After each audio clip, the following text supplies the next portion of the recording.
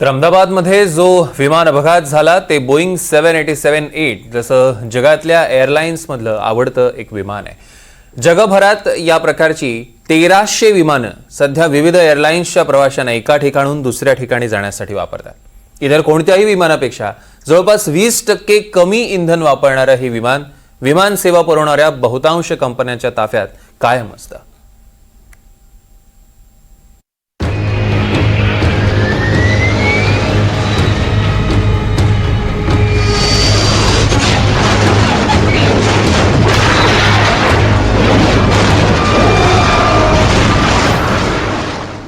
पडणारं हे विमान जगप्रसिद्ध अमेरिकन विमान कंपनी बोईंगनं तयार केलंय।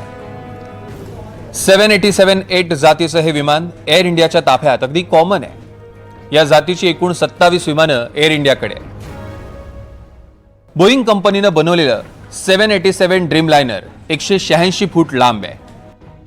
विमानाची प्रवासी क्षमता 248 इतकी आहे।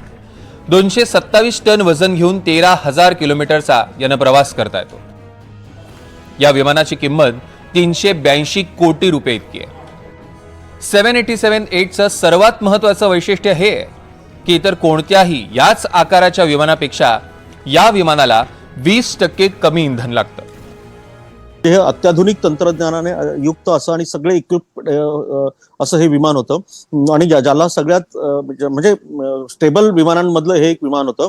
मॅक्झिमम तुम्हाला बोईंगचे कुठलेही अपघात तुम्हाला विशेष प्रमाणात दिसणार नाही।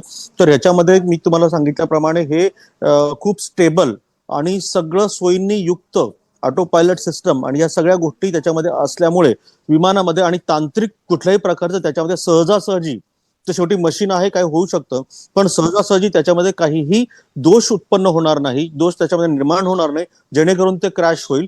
तर मात्र हे जे विमान होतं ड्रीमलाइनर हे खूप सक्सेसफुल आणि बोईंगचं एक त्यांच्यासाठी हा मानाचा तुरा असलेलं हे एअरक्राफ्ट होतं। त्याच्यामुळे बोईंगची ही विमानं जगातील अनेक एअरलाइन्स अगदी सर्रास वापरतात। विमान क्रॅश होऊ नये आणि अपघाताच्या प्रसंगी कमीत कमी जीवितहानी व्हावी यासाठी काळजी घेतलेली असते।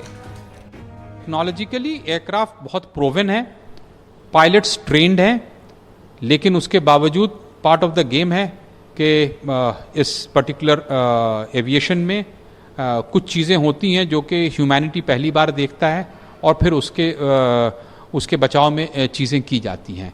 लेकिन यहाँ पे ये है कि पायलट ने मेडे कॉल दिया था पहले और उसके बाद फ्लाइट जो है कंटिन्यू टू डिटोरिएट।